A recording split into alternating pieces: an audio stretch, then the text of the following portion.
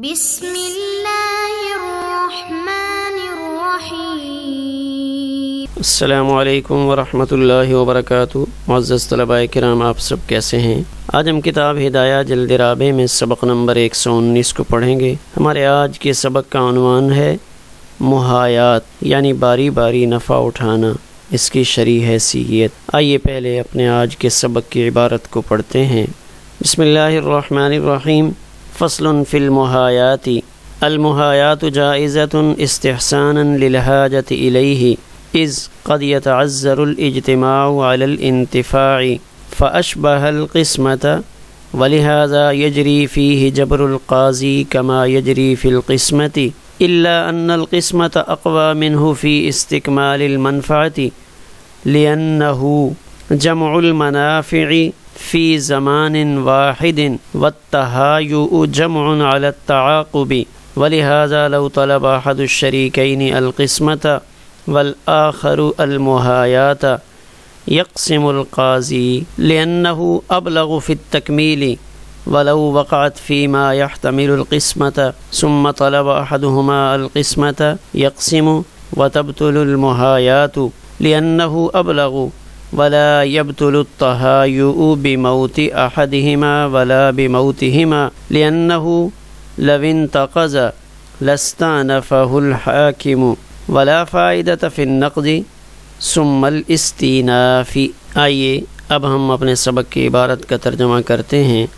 فصل فی المحایات، یہ فصل محایات کے بیان میں ہے۔ محایات استحساناً جائز ہے اس کی ضرورت کی وجہ سے، اس لیے کہ کبھی نفع اٹھانے پر اجتماع مشکل ہو جاتا ہے، دشوار ہو جاتا ہے، لہذا یہ تقسیم کے مشابہ ہو گیا۔ اسی وجہ سے تقسیم کی طرح اس میں قاضی کا جبر بھی چلتا ہے، البتہ منفعت کی تکمیل کے لحاظ سے تقسیم محایات سے قوی ہے، لأنہ جمع المنافع، اس لیے کہ تقسیم میں ایک ہی زمانے میں منفعت کو جمع کرنا ہوتا ہے اور تہایؤ میں منفعت کو یکے بعد دیگرے جمع کرنا ہوتا ہے، تعاقب پے در پے۔ اسی وجہ سے اگر شریکین میں سے ایک تقسیم کا مطالبہ کرے اور دوسرا محایات کا مطالبہ کرے تو قاضی تقسیم ہی کرے گا، لأنہ ابلغ فی التکمیل، اس لیے کہ تقسیم تکمیل کے لیے زیادہ کامل ہے، اور اگر تقسیم کا احتمال رکھنے والی کسی چیز میں محایات واقع ہو گئی، پھر شریکین میں سے کسی ایک نے تقسیم کا مطالبہ کیا تو یقسم، قاضی تقسیم کر دے گا اور محایات باطل ہو جائے گی، اس لیے کہ تقسیم محایات کے مقابلے میں ابلغ ہے، اور تہایؤ باطل نہیں ہوتا شرکاء میں سے کسی ایک کی موت واقع ہونے سے اور نہ ہی ان دونوں کی موت واقع ہونے سے، اس لیے کہ اگر محایات ٹوٹ جائے لاستأنفہ الحاکم تو قاضی اس سے از سر نو بحال کرے گا، اور ٹوٹنے کے بعد دوبارہ بحال کرنے میں کوئی فائدہ نہیں ہے۔ آئیے اب ہم اپنے سبق کی تشریح کو دیکھتے ہیں۔ تو یہ فصل فی المحایات سے ایک نئی بحث شروع ہو رہی ہے۔ محایات کہتے ہیں باری باری کسی چیز سے نفع اٹھانا۔ اب یہاں مصنف اعیان کی تقسیم سے جب فارغ ہو گئے تو اب اعراض کی تقسیم کا ذکر فرما رہے ہیں، اس لیے کہ جو اعراض ہیں ان کو اعیان کی فرع کہا جاتا ہے۔ تو یہاں بعض شراح کی رائے یہ ہے کہ مصنف کے لیے مناسب تو یہ تھا کہ یہاں فصل کے بجائے بابٌ کہتے، بابٌ فی المحایات، باب سے تعبیر کرتے، اس لیے کہ اس سے گزشتہ باب دعوی الغلط، وہاں باب کے عنوان سے گفتگو کی گئی تھی اور محایات کا تعلق اس باب سے نہیں ہے، یہ الگ باب ہے۔ البتہ ہم یہاں پہ یہ کہہ سکتے ہیں کہ یہ چونکہ کتاب القسمت کی فصل ہے، اس لیے اس کو فصل کے طور پہ لانا صحیح ہے، اس لیے کہ یہ باب سابق کی فصل نہیں ہے، یعنی جو دعوی الغلط والا باب تھا اس کی فصل نہیں، بلکہ یہ فصل شمار ہوگی کتاب القسمت کی۔ اس پہلو سے دیکھیں تو یہ عبارت درست ہے۔ المحایات جائزۃ استحساناً، تو تہایو باب تفاعل کا مصدر ہے جس کا معنی ہے منافع کی تقسیم، یعنی بدل بدل کر نفع اٹھانا۔ تو ہمارا آج کا سبق اس محایات کے جواز سے متعلق ہے کہ محایات چیزوں سے فائدہ اٹھانے کا ایک طریقہ کار ہے جو شرعاً درست ہے۔ تقسیم اور محایات میں تھوڑا سا فرق ہے کہ تقسیم کسی عین کی ہوتی ہے، کسی چیز کی جس کا خارج میں وجود ہوتا ہے اس کی تقسیم ہوتی ہے، اور جبکہ محایات میں عین کی تقسیم نہیں ہوتی بلکہ منافع کی تقسیم ہوتی ہے، اور ان منافع کو اعراض سے بھی تعبیر کرتے ہیں۔ تو آئیے اب ہم سبق کی عبارت کی طرف بڑھتے ہیں۔ المحایات جائزۃ استحساناً، کہ محایات استحساناً جائز ہے۔ قیاس تو یہ کہتا تھا کہ یہ محایات جائز نہ ہو۔ کیوں جائز کیوں نہ ہو؟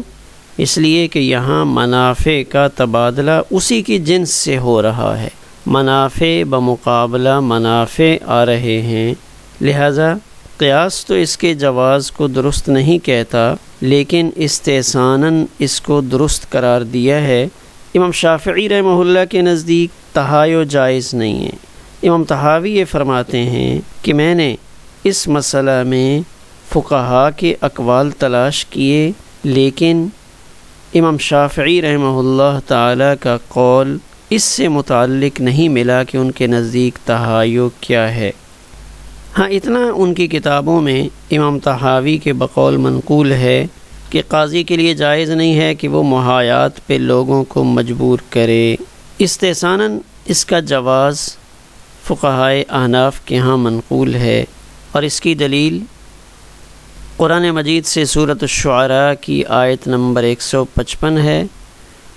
بسم اللہ الرحمن الرحیم، قال هذه ناقۃ لها شرب ولکم شرب یوم معلوم، کہ جس میں اونٹنی کے لیے ایک دن پانی کے لیے مقرر کیا گیا اور بقیہ قوم کے لیے پانی کا ایک دن مقرر کیا گیا۔ تو اس آیت مبارکہ سے محایات کہیں باری باری نفع اٹھایا جائے تو اس کی طرف اشارہ ملتا ہے۔ اسی طرح غزوہ بدر کے لیے جب نبی کریم صلی اللہ علیہ وآلہ وسلم صحابہ کرام رضوان اللہ علیہم مجمعین کے ساتھ تشریف لے جا رہے تھے، تو اس وقت سواری والے جو اونٹ تھے وہاں بھی باری باری ان اونٹوں سے نفع اٹھایا گیا تھا کہ ایک اونٹ پہ 3 افراد باری باری بیٹھتے تھے، اور اس طرح سفر کرتے ہوئے مقام بدر تک پہنچے کہ وہاں 2 افراد ان کے پاس گھوڑا تھا، ایک حضرت مصعب بن عمیر رضی اللہ تعالی عنہ اور دوسرے حضرت مقداد بن الاسود رضی اللہ تعالی عنہ، جبکہ باقی حضرات باری باری اونٹوں پر سوار ہوتے تھے اور یہ سفر طے کیا گیا۔ عقلاً بھی ان اشیاء سے باری باری نفع اٹھانا جائز ہے کہ یہ اعیان، یہ چیزیں اس لیے پیدا کی گئی ہیں کہ ان سے نفع اٹھایا جائے۔ تو جب کسی جگہ پہ ملکیت مشترکہ ہوتی ہے تو وہاں ظاہر ہے نفع بھی اشتراک کے ساتھ ہوگا، تو ایک چیز سے ایک وقت میں سارے نفع اٹھائیں تو بعض دفعہ ذرا مشکل ہو جاتا ہے، تو وہاں نفع کامل اٹھانے کے لیے یہ صورت محایات کی تجویز کی گئی کہ جب ایک نفع اٹھا رہا ہو تو اس وقت میں دوسرے کو فارغ رکھا جائے تاکہ اس ایک چیز سے ایک شخص وہ تسلی سے فائدہ اٹھا لے، اس کے نفع کی تکمیل ہو جائے، پوری طرح نفع اٹھائے۔ تو چونکہ عقلاً اس چیز کی ضرورت تھی اور انسانی زندگی میں ایسے مقامات آتے رہتے ہیں، اس وجہ سے فقہا نے اس کو تقسیم کے باب میں ذکر کیا اور اس تہایو کو بھی استحساناً جائز قرار دیا۔ فاشبہ القسمت، اس کو تقسیم کے مشابہ قرار دیا۔ جب اس کو تقسیم کے مشابہ قرار دیا تو تقسیم میں قاضی جبر کر سکتا ہے کہ ایک شریک تقسیم کا مطالبہ کرتا ہے اور وہ چیز ایسی ہے کہ تقسیم کے بعد قابل انتفاع ہے، تو اس صورت میں اگر ایک فریق راضی نہیں ہے تو قاضی جبراً تقسیم کر سکتا ہے، اس کو پابند کر سکتا ہے۔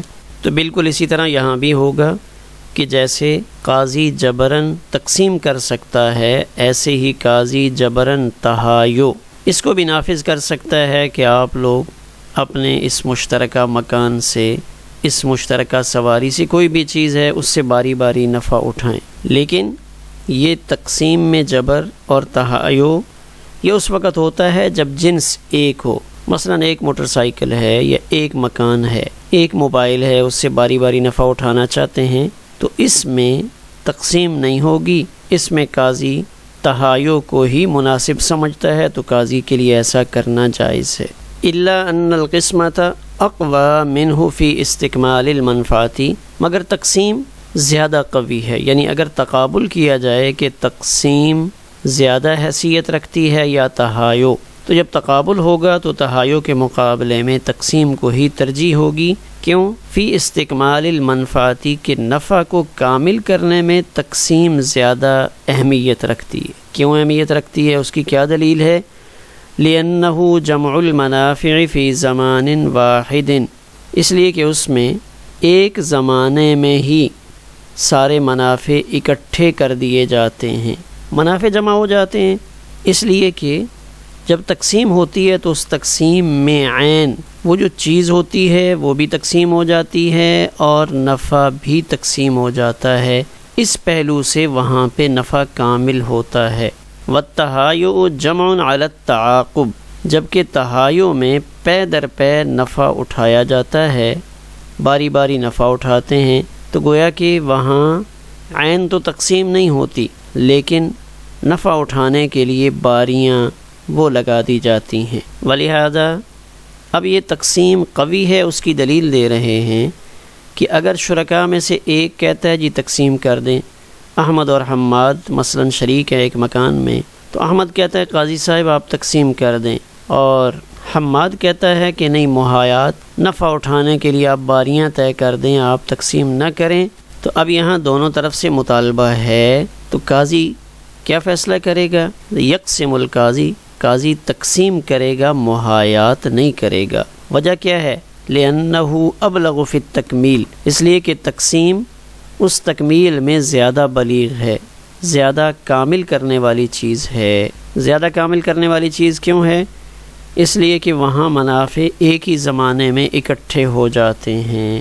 وَلَوْ وَقَعَتْ فِي مَا يَحْتَمِلُ الْقِسْمَةَ، اگر کوئی ایسی صورت پیش آئی جہاں تقسیم کا احتمال تھا.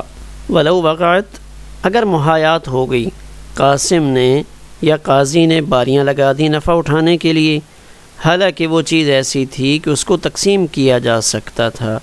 مثلا ایک مکان تھا جس کے دو حصے بنے ہوئے تھے، ایک اوپر والا اور ایک نیچے والا، تو اب محایات کے بجائے یہاں تقسیم بھی ہو سکتی تھی. تو اگر ایسی چیز میں جو قابل تقسیم تھی وہاں کسی وجہ سے قاضی نے محایات کا فیصلہ کر دیا، ثم طلب احدہما القسمۃ، پھر ان شرکاء میں سے ایک نے تقسیم کا مطالبہ کیا کہ قاضی صاحب آپ مہربانی کر کے یہاں تقسیم کر دیں، محایات کو ختم کر دیں، تو یقسم، قاضی تقسیم کر دے گا، وتبطل المحایات، اور محایات کو باطل کر دے گا، محایات خود بخود ختم ہو جائے گی جب تقسیم ہوگی. لأنہ ابلغ، اس لیے کہ قسمت محایات سے زیادہ مضبوط ہے.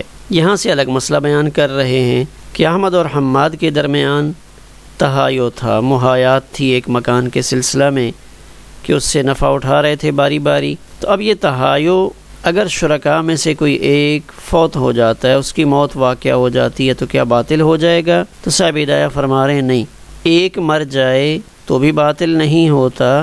ولا بموتہما، یہاں تک کہ اگر دونوں مر جائیں تو تب بھی یہ تہایو باطل نہیں ہوتا. کیوں نہیں؟ اس لیے کہ اگر اس تہایو کو ایک دفعہ باطل کر دیں اور جو ان کے شرکاء موجود ہیں وہ چاہیں کہ نہیں یہ سلسلہ چلتا رہے، ہم اسی طرح اس مکان سے فائدہ اٹھاتے رہیں گے، تو کیا ہوگا؟ لِأَنَّهُ لَوْ انتقض، اگر اس محایات کو ایک دفعہ توڑیں تو لَاسْتَأْنَفَهُ الْحَاكِمُ، حاکم اثر پھر یہی فیصلہ کرے گا کہ بھائی آپ لوگ جو احمد اور حماد کے ورثاء ہیں، آپ اس کے اندر باری باری رہتے رہیں یا اس چیز سے باری باری نفع اٹھاتے رہیں، تو فلا فائدۃ فی النقض ثم الاستئناف، تو اس میں کوئی فائدہ نہیں کہ ایک دفعہ ایک عقد کو، ایک فیصلے کو توڑ کر پھر دوبارہ اسی جیسا فیصلہ کریں، توڑیں پھر اسی کا اعادہ کر لیں تو اس کا کوئی خاص فائدہ نہیں ہے۔ لہذا کسی فریق کے مرنے سے یہ تحایع باطل نہیں ہوگا۔ آخر میں ایک نظر اپنے سبق کے خلاصے پر ڈال لیتے ہیں۔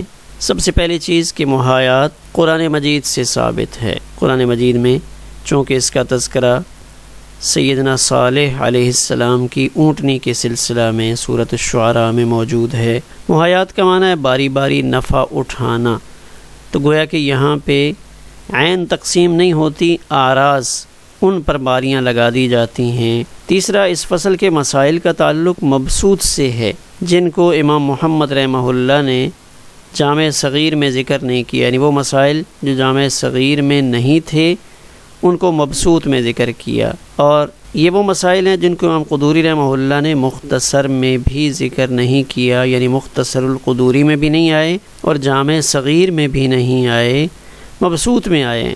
اس لیے کہ آپ کے ذہن میں ہوگا کہ جو ہدایہ کا متن ہے یہ متن عام طور پہ قدوری کی عبارت اور جامع صغیر کی عبارت پر مشتمل ہے۔ اس وجہ سے یہاں اس طرف شرح نے اشارہ کیا کہ اس فصل کے جو مسائل ہیں ان کا تعلق نہ جامع صغیر کے ساتھ ہے نہ مختصر القدوری کے ساتھ ہے، بلکہ یہ وہ مسائل ہیں جن کا تذکرہ امام محمد رحمہ اللہ نے مبسوط میں کیا ہے۔ تقسیم اور محایات میں اگر تقابل کریں تو زیادہ بہتر اور زیادہ اہمیت والی کون سی چیز ہے؟ تو یہ شرح فرماتے ہیں محایات تقسیم کے مقابلے میں کم حیثیت رکھتی ہے اور تقسیم زیادہ اہمیت کی حامل ہے۔ کیوں؟ اس لیے کہ تقسیم میں عین اور اعراض یعنی چیز اور اس کے منافع دونوں تقسیم ہوتے ہیں، جبکہ محایات میں صرف منافع تقسیم ہوتے ہیں۔ ہمارا آج کا سبق اسی پر مکمل ہوا۔